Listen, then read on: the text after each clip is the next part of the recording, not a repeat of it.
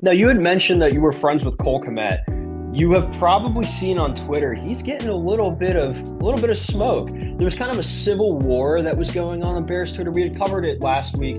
We had Infanti and who else was it? We had Zach Pearson on. We got their takes on it. But do you feel that Kmet is they're trying to send a message to him by drafting Loveland? Do they maybe feel that, hey, we don't have that confidence in you yet? Or maybe do they have that confidence? They just want him to take that step, but they don't want to tell him to.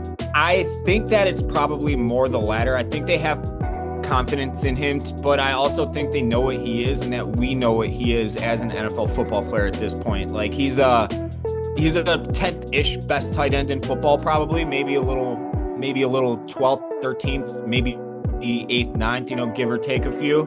But and that's fine. And he's a fine football player, but if it seems like, to me at least, that they targeted someone. They obviously, there wasn't, like I said earlier, there wasn't a lot of smoke behind Loveland prior to the draft.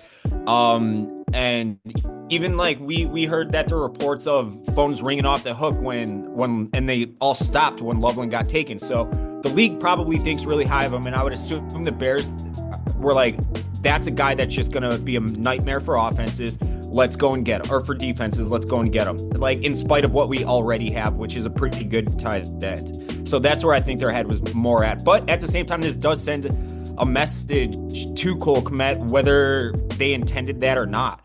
He is going to have to step up. And I mean, I think he's only guaranteed money through this season. So if he wants to be in his hometown team the rest of his career, then he's going to have to put up a big year, and he's going to have to block well, which he didn't last year. And he's going to have to be that tight end that he was 2-3 years ago.